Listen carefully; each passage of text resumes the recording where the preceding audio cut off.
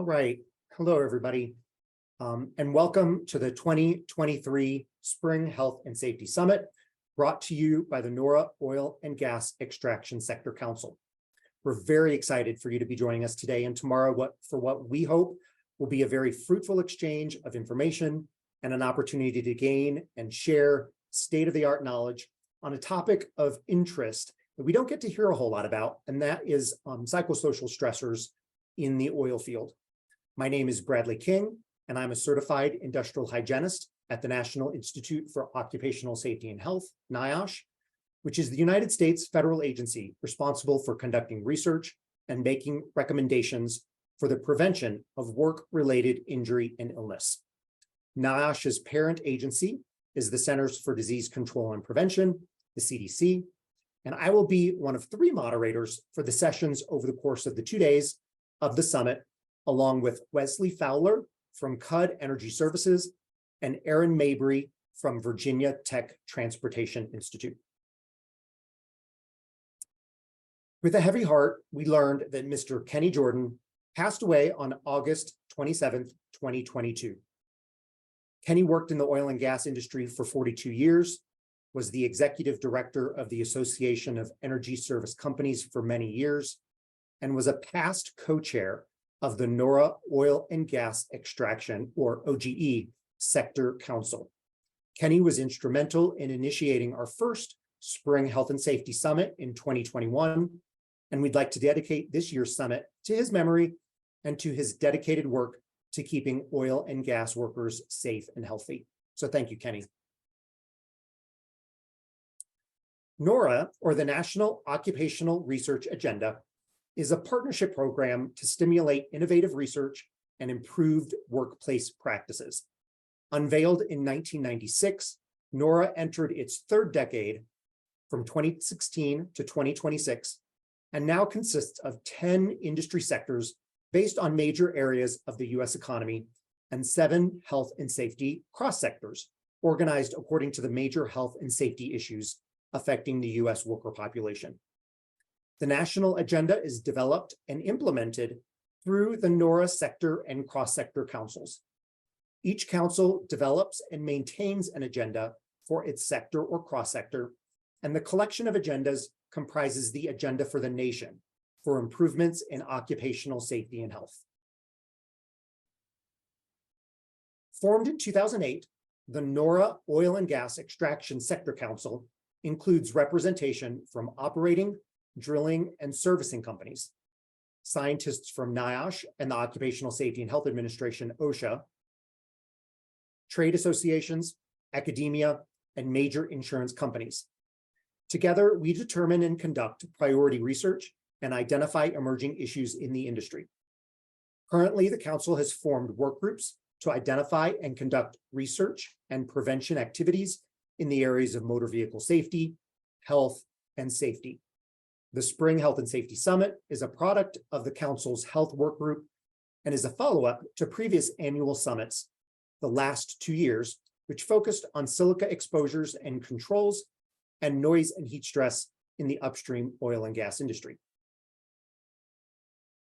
Before we begin, I'd like to thank all of those individuals who stepped up to be a part of the planning committee for the summit listed here. Without your assistance, this event would not have been possible. I'd also like to thank the Center for Health, Work, and Environment at the Colorado School of Public Health for their assistance in hosting this event through their Zoom webinar platform. In particular, I'd like to thank Courtney Cuff, Senior Program Manager for Training and Community at the Center, who is assisting us today with any technical issues related to the Zoom platform. She will be monitoring the chat box in case you have any technical issues you need answered or addressed. Lastly, I'd like to thank a number of associations and organizations shown here who partnered with us in getting the word out and advertising for our event. Thank you for your assistance, and we look forward to additional opportunities for collaboration in the future. I do need to state this disclaimer before we begin. The findings and conclusions in these presentations are those of the authors and do not necessarily represent the official position of the Centers for Disease Control and Prevention, the National Institute for Occupational Safety and Health, and the NORA Oil and Gas Extraction Sector Council. Mention of any company or product does not constitute endorsement by CDC, NIOSH, or the NORA OGE Sector Council. A couple of housekeeping items to note for today and tomorrow. First of all is that all participants will be kept on mute throughout the duration of the presentations. If you do have a question during a presentation, use the Q&A box that's located in the bottom at the control panel on your screen for questions, but use the chat function if you just have general comments or other technical issues. This summit is being recorded, and we hope to have most, if not all, of the presentations available at a later date on the Colorado School of Public Health's website. There will be a survey at the end of the second day of the summit, so please take a minute to complete. It will be the only way that you'll be receiving your certificate of attendance. We are providing live transcript for the summit. To turn it on, select the live transcript button on the bottom of your screen, select Enable Live Transcription, and if you do not want the transcript to appear on your screen, select the live transcript button on the bottom of your screen and then select Hide Subtitle to remove transcription from appearing on your screen. On the screen now is the agenda for our first set of speakers today. We know that sitting for 4 hours straight listening to presentations can be difficult, so we have incorporated short breaks into our schedule, the first of which will be at 1:30 p.m. Eastern Time. We'll begin the summit with opening remarks from Dr. John Howard, the director of NIOSH, followed by presentations from Jamie C. Osborne and Alejandra Ramirez Cardenas, both of NIOSH on substance use in the oil and gas industry, followed by Mr. Ryan West, who will provide a treatment provider's perspective on workplace impairment. And we'll follow that up with our first break. To begin the summit, I'd like to introduce Dr. John Howard, who will be providing a few minutes of welcoming and introductory remarks in a pre-recorded video. Dr. Howard serves as the director of the National Institute for Occupational Safety and Health, NIOSH, and is the administrator of the World Trade Center Health Program in the U.S. Department of Health and Human Services in Washington, D.C. He's first served as NIOSH director from 2002 through 2008, and again from 2009 to the present. Prior to his appointment as director of NIOSH, Dr. Howard served as chief of the Division of Occupational Safety and Health in the California Department of Industrial Relations, Labor and Workforce Development Agency from 1991 through 2002. So I will play that recorded video now.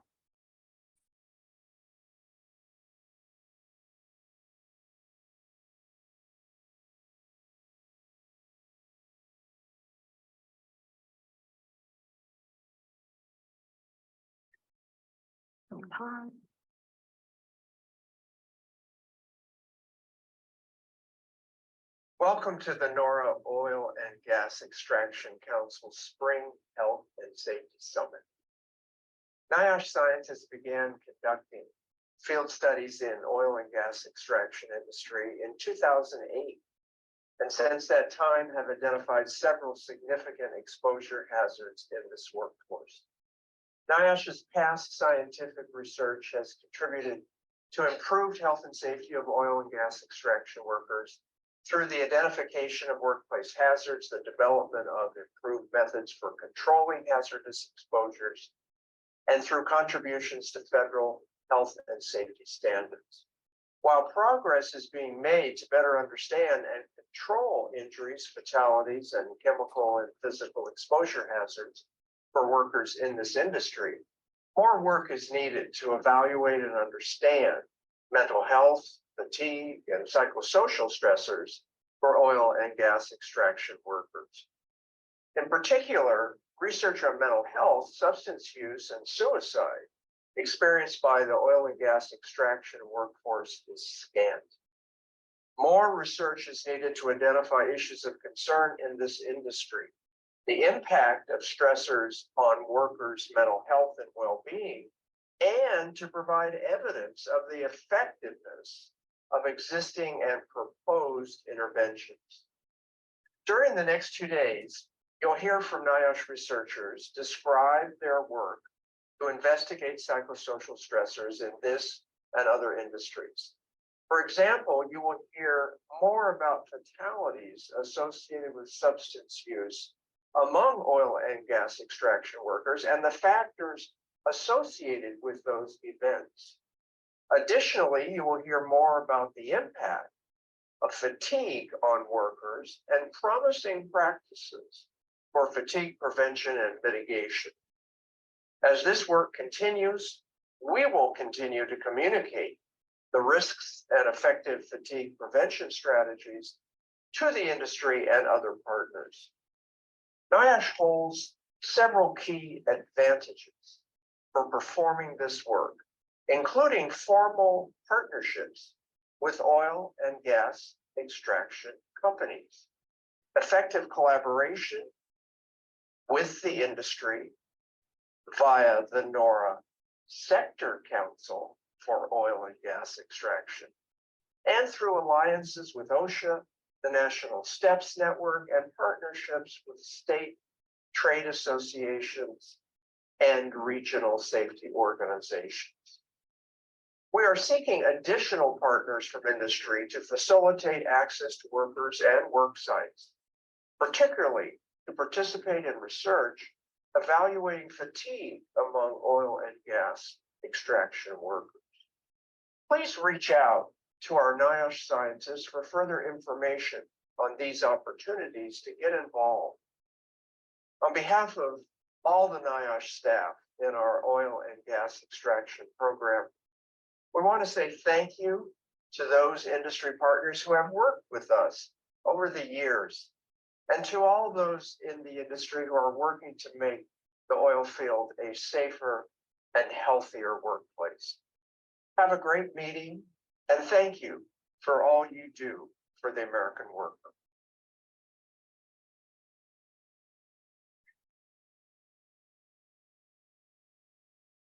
All right. Thank you very much, Dr. Howard, for your welcoming remarks today. So our first presentation that you'll hear from today is from Jamie C. Osborne, Public Health Analyst and Contractor with the NIOSH Office of the Director, and Alejandra Ramirez Cardenas, Epidemiologist in the NIOSH Oil and Gas Extraction Program, who will be speaking on the NIOSH perspectives and research on substance use in the oil and gas extraction industry. So at this time, I invite Jamie and or Alejandra. I think you're going to be tag teaming this presentation today.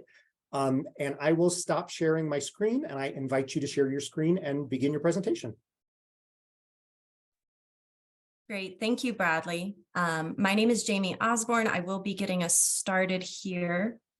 Get my screen shared. I will also be going off camera during the presentation just to ensure that I can maintain strong connectivity while I'm speaking, but I will make sure to pop back on during the Q&A. Let me disconnect here. Get us started.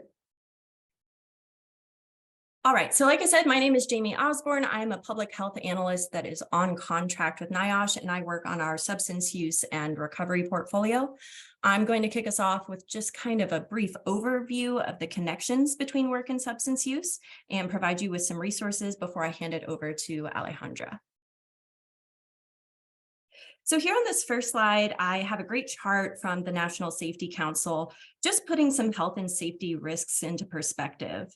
So it can be really difficult to accurately assess the biggest risk that we face, right? So plane crashes, being struck by lightning, being attacked by a dog. These are somewhat common fears, but what about falls or your drive to work or the danger inside a bottle of pills? According to 2019 data, your odds of dying from an accidental opioid overdose are actually greater than those of dying in a motor vehicle crash. And here we explored the many links between work and substance use, making this a really critical issue for workers, employers, and for workplaces. Lack of employment, insecure employment, and new employment arrangements all may increase the risk for substance use and misuse. Hazardous work, work-related injury, and difficult working conditions may increase the likelihood that a worker would be introduced to opioids through a pain medication prescription. If a worker lacks certain benefits like paid sick leave, That worker may feel that they need to use an opioid medication just to push through their pain and make it to work rather than having to miss a day of pay.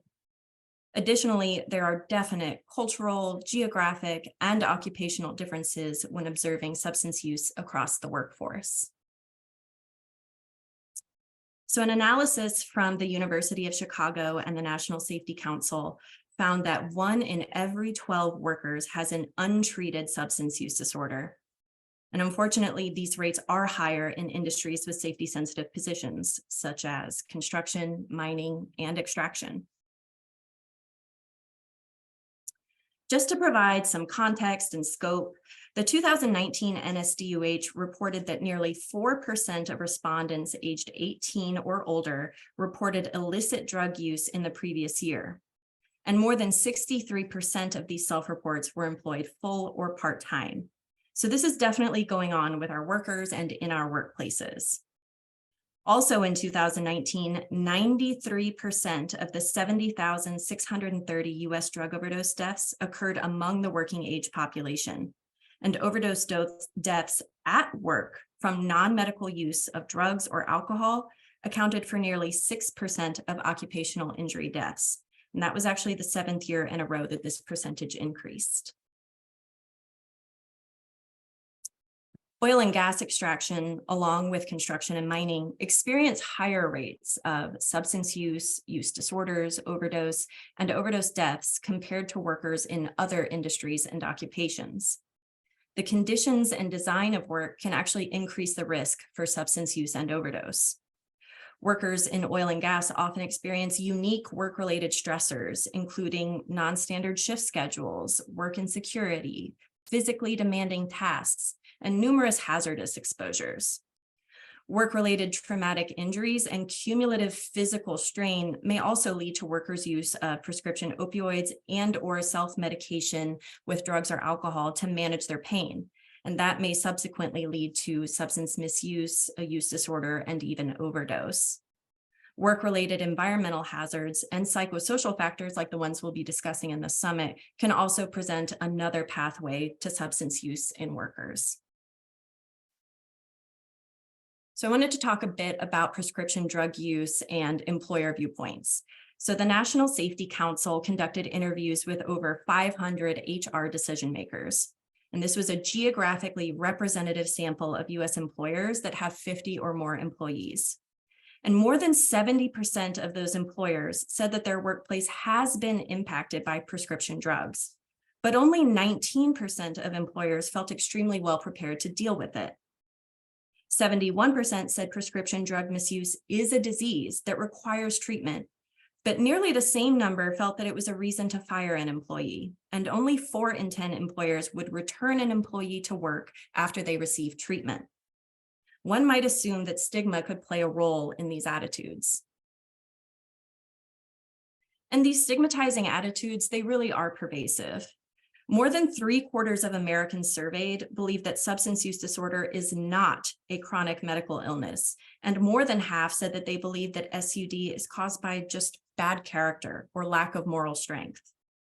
And perhaps even more disturbing, approximately 45% of healthcare professionals surveyed expressed the belief that medications for opioid use disorder were simply substituting one drug addiction for another. And that was an even higher rate than what we observed in the general public. Researchers wrote in their report, quote, "It's clear that negative perceptions of those with an SUD are extensive and deep-rooted, not only among the public, but among employers, healthcare professionals, and even those with an SUD themselves. These perceptions affect and often dictate how policies are created, how healthcare is provided, and how people perceive treatment. Most importantly, these beliefs entrench deep feelings of exclusion and shame for individuals with an SUD throughout their lives, regardless of their recovery status, powering a vicious cycle that makes SUD much more difficult to address and fueling negative outcomes." End quote. So in addition to the influence of stigma, employers and workplaces also have to take into consideration the cost of workers with substance use disorders. Included in those costs are healthcare, absenteeism, turnover, and replacement. The average employer pays around $2,900 in health insurance premiums or self-pay annually for workers without SUDs. For those with SUDs, those costs are nearly $4,800 per worker and just under $4,000 per worker in recovery. Additional annual average costs to an employer for each worker with an untreated SUD continue to rise. What workers or what workplaces may not realize is that there really are considerable savings and gains involved in employing workers that are in treatment or in recovery. Each employee who recovers from an SUD saves a company over $8,500 on average. Moreover, treatment that is prompted or mandated by an employer is often more successful than treatment that's initiated or encouraged by friends or family members. Workers who are actively in recovery help employers avoid over $8,000 in turnover, replacement, and healthcare costs. Additionally, workers in recovery tend to be strong employees. The analysis showed us that workers in recovery miss fewer days each year than even the average employee without a substance use disorder. Workers in recovery tend to stay in jobs longer, they are less likely to be hospitalized, and they have fewer primary care visits. So there really are some gains and savings involved here in employing and working with workers that are seeking treatment or working to maintain their recovery. Now I'd like to take just a few moments to discuss the impact of COVID-19 on the overdose crisis. We really began to see an increase in overdose deaths around January 2020 as the COVID-19 pandemic began to take hold. And now we had originally been making strides there, but we've seen those gains slipping away ever since the pandemic began. The number of overdose deaths increased by over 18% just from the 12 months ending in June 2019 to the 12 months ending in May 2020. These increases were primarily driven by synthetic opioids like fentanyl, which are extremely potent and commonly present in the illicit drug supply across the United States, including in mixtures with other drugs. And although co-use of synthetic opioids with other drugs can be deliberate, individuals may also unknowingly and inadvertently consume products that have been adulterated with illicitly manufactured fentanyl or fentanyl analogs. I also wanted to share this New York Times article, which highlights a really devastating marker of the overdose crisis.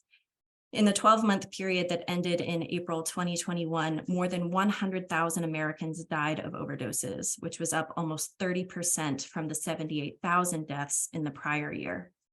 This figure marked the very first time that the number of overdose deaths in the US exceeded 100,000 per year. And that was more than the toll of car crashes and gun fatalities combined. Overdose deaths have more than doubled since 2015. And the grim tally really signals a public health crisis whose magnitude was both obscured by the COVID pandemic, but also accelerated by it. And additionally, most of these deaths occurred among people 25 to 55. So folks that are really in the prime of life and definitely of working age. And a poignant quote here from the article that really stood out to me was, "It has to be easier to get treatment than to buy a bag of dope." So how can we address substance use concerns with our workers? For those of you who may be unfamiliar with total worker health, let me first define it for you as policies, programs, and practices that integrate protection from work-related safety and health hazards with the promotion of injury and illness prevention efforts, all to advance worker well-being.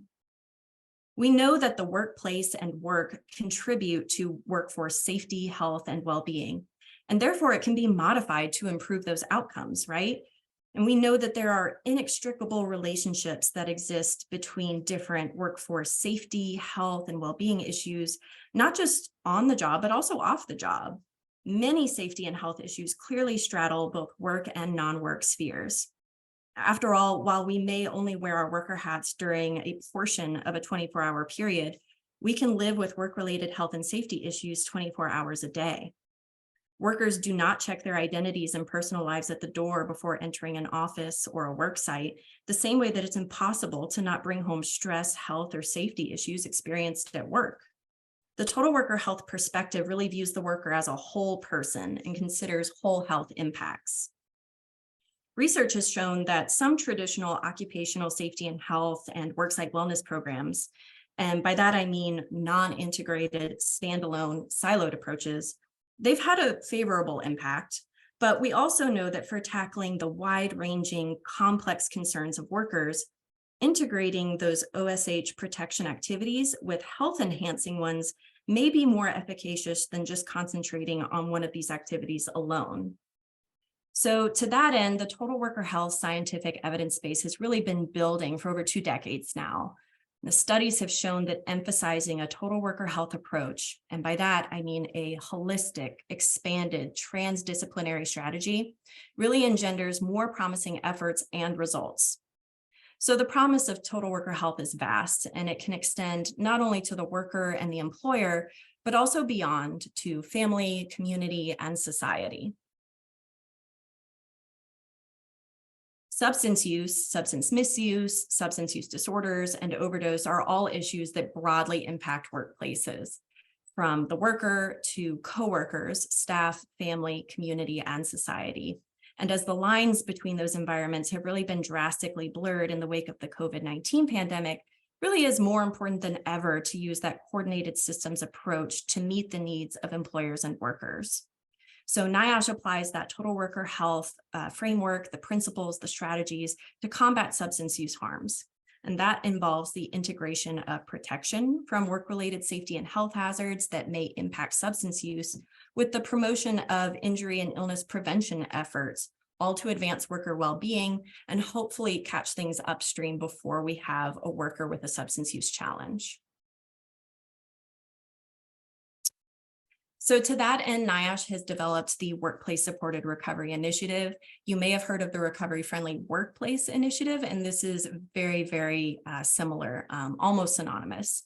But workplaces really represent that critical point of contact for folks who are struggling with or recovering from a substance use disorder.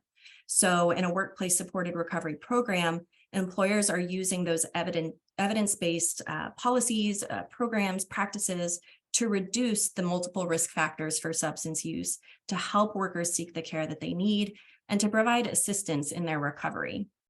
Ideally, workplaces will provide individual, family, and community support and improve the well-being of workers in a total worker health framework.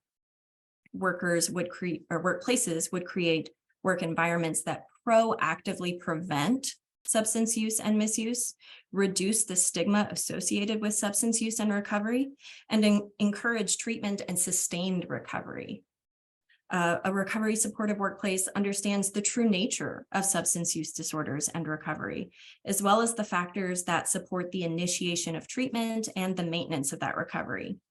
It encourages employees to seek treatment and initiate recovery early in their disorder, and provides access to evidence-based supportive resources.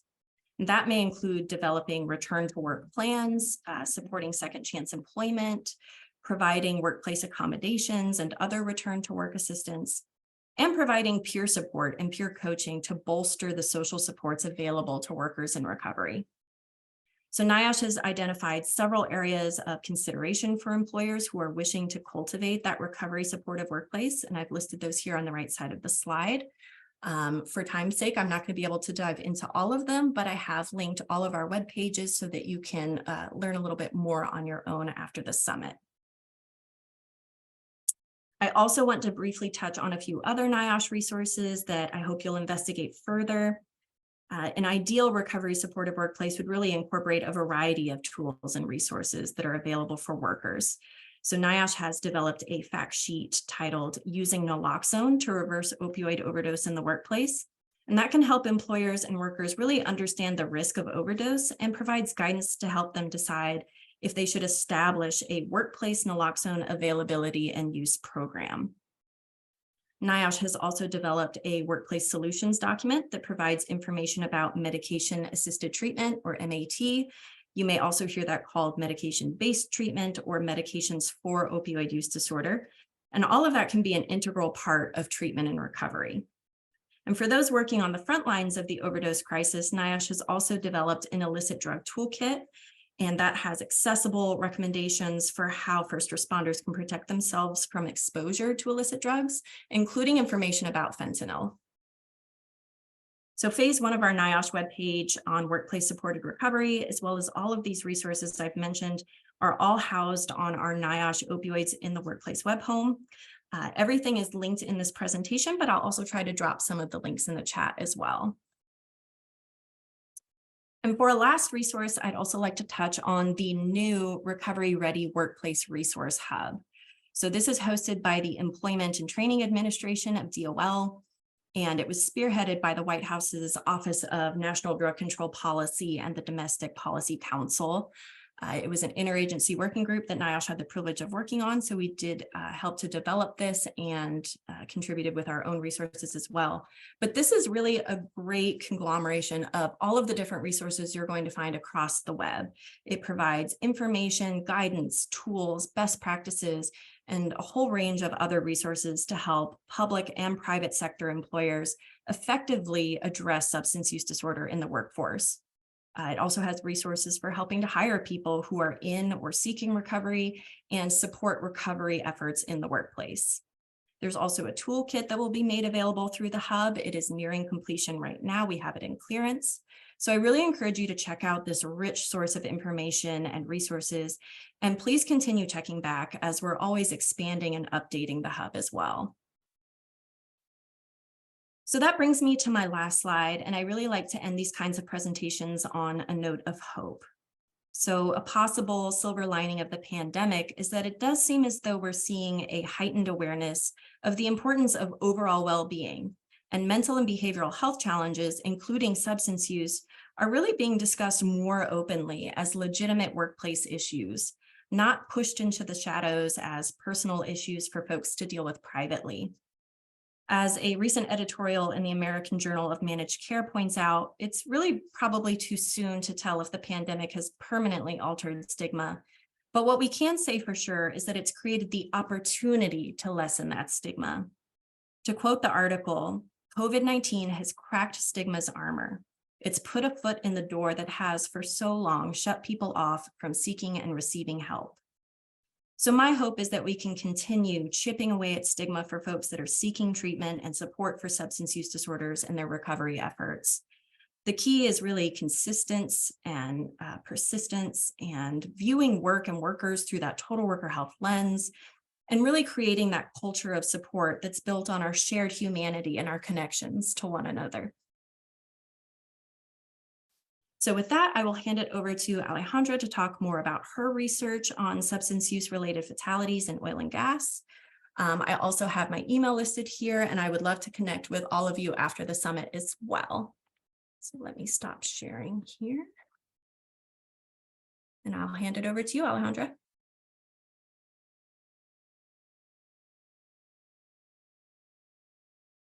You're muted, Alejandra. Thank you, Jamie. You're welcome. Hi, everyone. My name is Alejandra Ramirez Cardenas. I'm an epidemiologist with the NIOSH Oil and Gas Program. Give me 1 second to share my screen. And I will also turn off my video to conserve bandwidth, if you don't mind.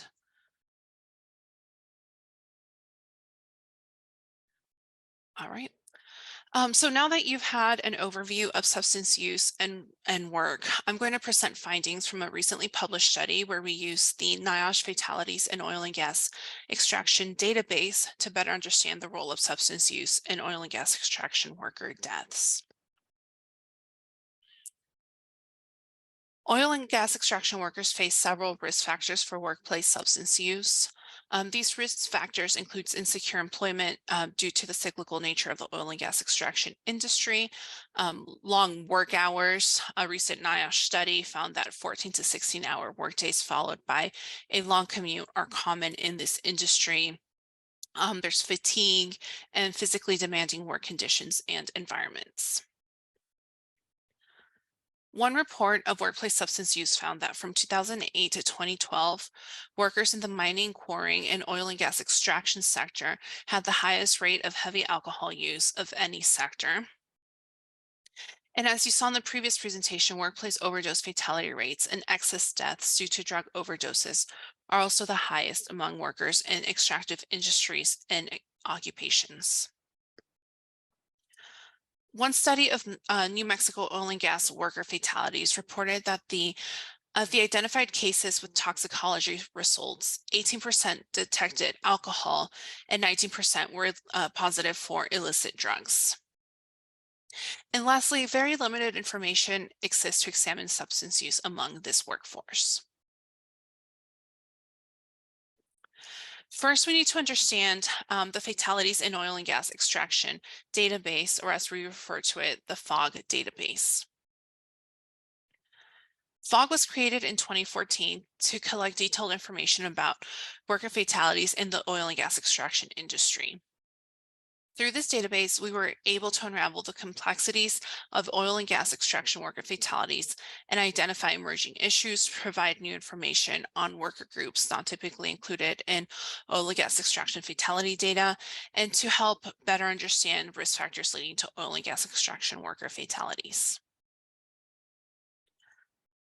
FOG includes all identified U.S. worker fatalities related to oil and gas extraction, irrespective of the North American Industry Classification System, or NAICS code, of the employer. Incidents occurring during non-traditional commutes and cardiac events that begin at work are also included in the database.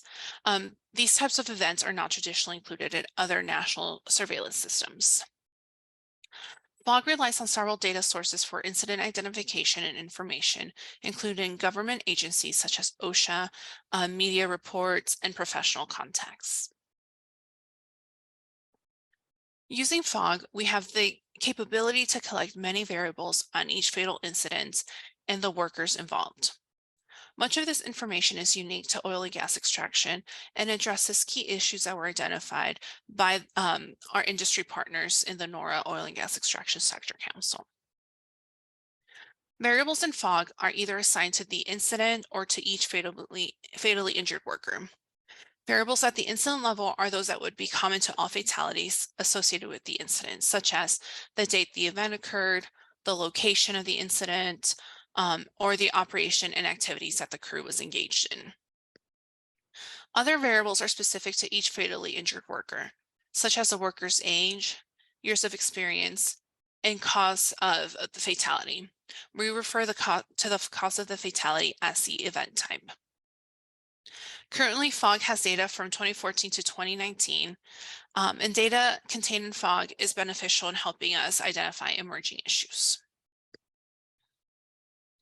Now that you have a brief understanding of the FOG database, I'm going to describe how we use this data source to identify substance use related fatalities among oil and gas extraction workers. NIOSH partnered with two universities, the University of Utah School of Medicine and the University of Colorado School of Medicine, to bring occupational medicine residents who work with NIOSH during short rotations. Since the fall of 2021, we've had 5 residents. 2 of these residents worked with us to better understand the substance use related fatalities identified through FOG. I'll explain how we did that next. First, the NIOSH FOG research team screened the FOG database for fatalities related to substance use by filtering the database for incidents with an event type of exposure, alcohol or drug overdose. We filtered for incidents with drug or alcohol consumption noticed as a human factor.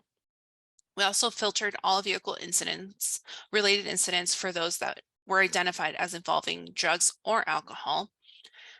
And we also did a keyword search for numerous terms related to substance use.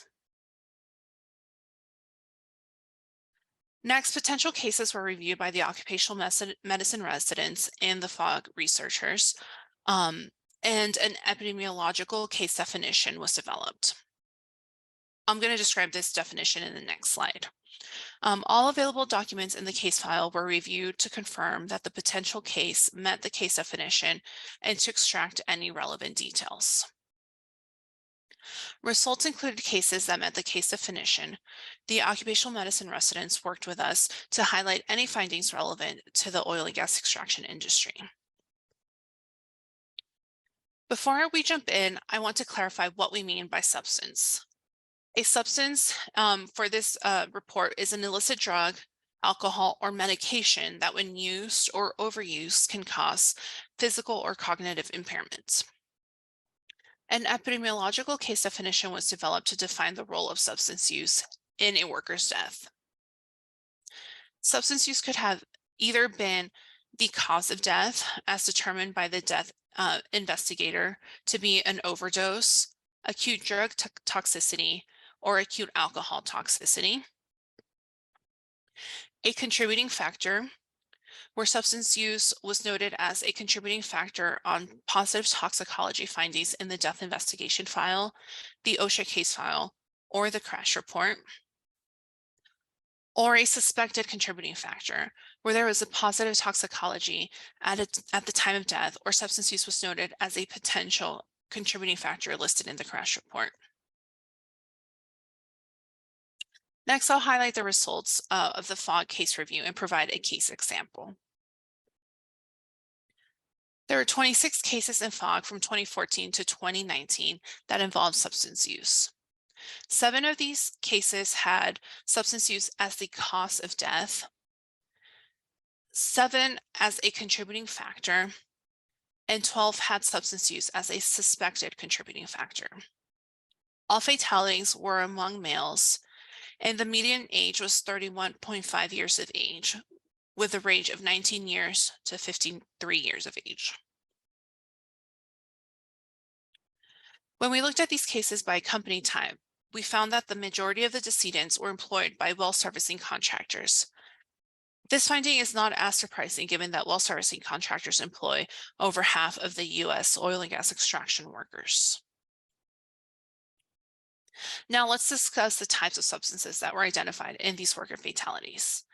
We'll first discuss the substances individually. However, keep in mind that several individuals had more than one substance identified in their toxicology screen. Therefore, while we have 26 workers with substance use related fatalities, the numbers on this slide will not equal 26. Stimulants were the most common type of substance. They were identified in 17 of the 26 decedents. Methamphetamine or amphetamine was the most common stimulant reported. Methamphetamine and amphetamines are reported together in this report due to the difficulty in identifying whether it was the actual drug or the metabolite in the toxicology screen. Cocaine and another unidentified central nervous system stimulant were also identified. Some decedents had more than one type of stimulant present in their toxicology screen. Our findings align with recent findings from an analysis of the U.S. workforce from 2011 to 2020 that found stimulants as the most prevalent class of substances, resulting in overdoses, as found in the toxicology screen of fatally injured workers. Some common contributing factors to these stimulant-related fatalities included strenuous outdoor work during high temperatures and the worker's first day on the job. 6 workers had positive toxicology screens for alcohol. Blood alcohol levels range from 0.012 to 0.268. It's important to note that the time of consumption of alcohol is unknown for these cases. And while alcohol consumption is legal in the United States, blood alcohol concentration limits can vary based on several factors such as the state, age, and whether a commercial vehicle was being driven. And each company sets their own policy as well. Also, blood alcohol levels alone don't accurately characterize impairment at the time of death. 4 workers had positive toxicology screens for cannabis. The quantity of cannabis consumed or the time of consumption is unknown. Cannabis is the most frequently used federally illicit drug in the United States, and a 2019 report found it to be the most frequently used drug among Canadian oil and gas workers.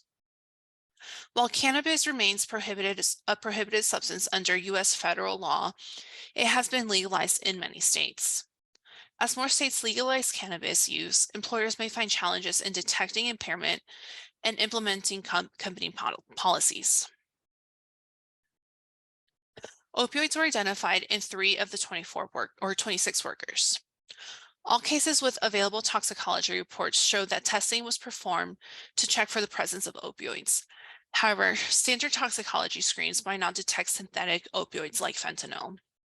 This is a big limitation in truly understanding the extent of the opioid crisis. A recent study analyzing post-mortem toxicology results of the New Mexico oil and gas workers didn't identify any workers with opioids in their system at the time of death. So we don't have enough information in FOG to draw a conclusion on opioid use in the oil and gas extraction worker population. In addition to the substances shown here, 4 other substances were also identified. And polysubstance use, which is understood as one or more substances present at the same time in a toxicology screen, was identified in 9 of the 26 cases. 4 of the 9 workers with polysubstance use had a positive toxicology screen for 3 or more substances, and the combination of substances varied. Mixing stimulants, depressants, or alcohol can lead to synergistic, unpredictable effects.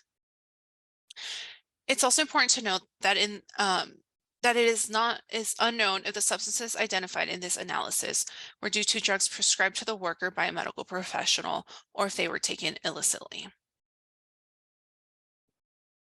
Here's an example of a substance use case from the FOG database, where substance use was classified as the cause of death. A worker on the first day of the job was operating a power washer to clean threads on pipe on a 98-degree summer day.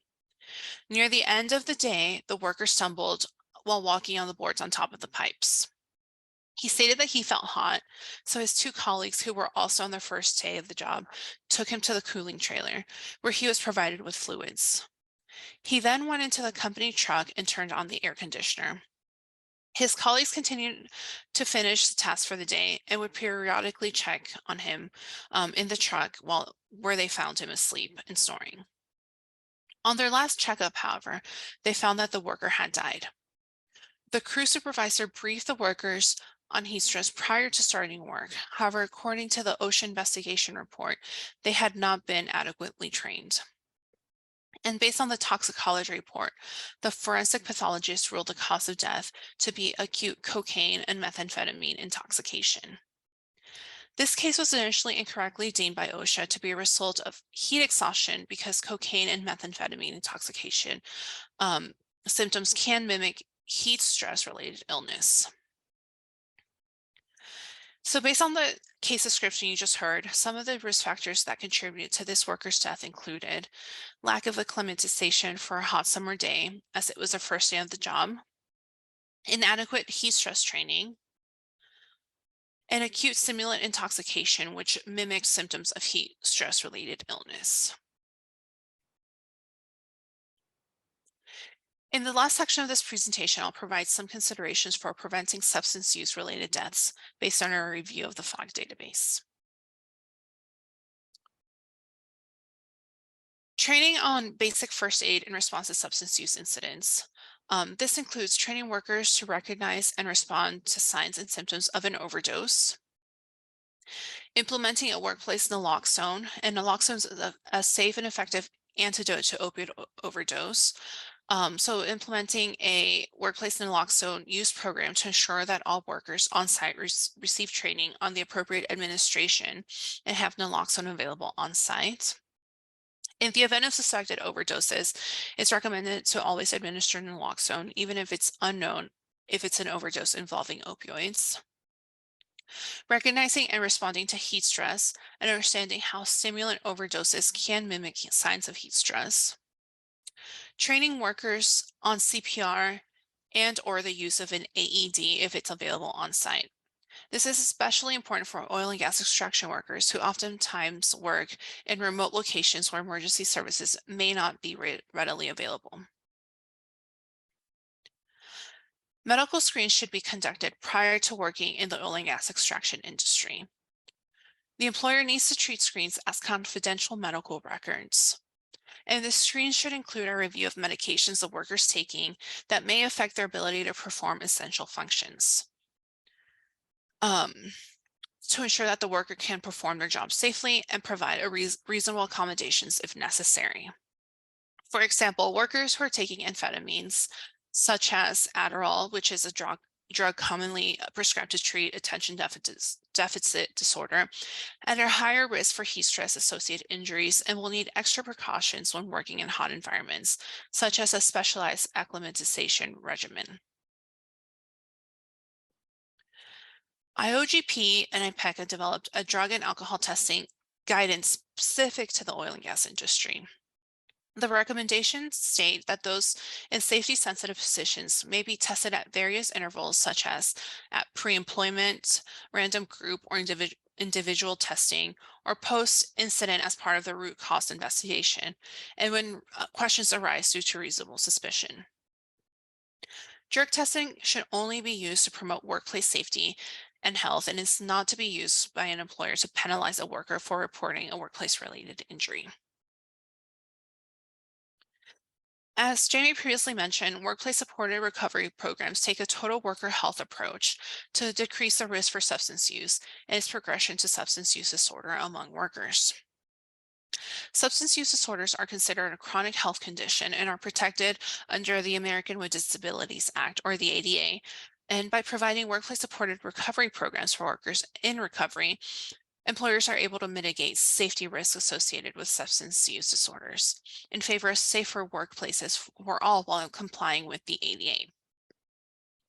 For workers with existing substance use disorders, these programs lower the barriers to seeking care, receiving care, and maintaining recovery without the penalty of losing their employment.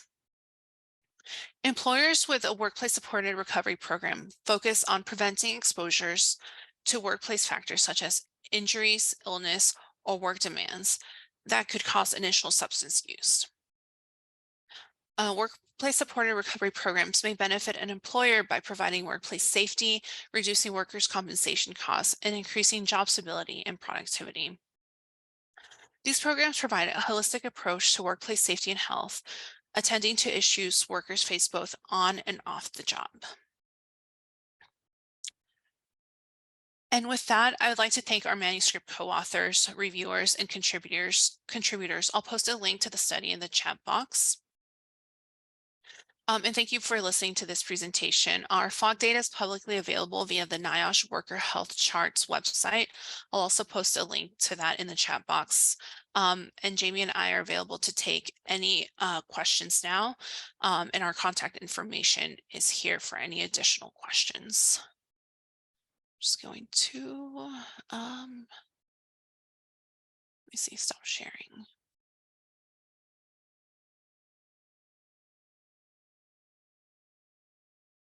Great, Alejandra. Thank you, Jamie, for both of you.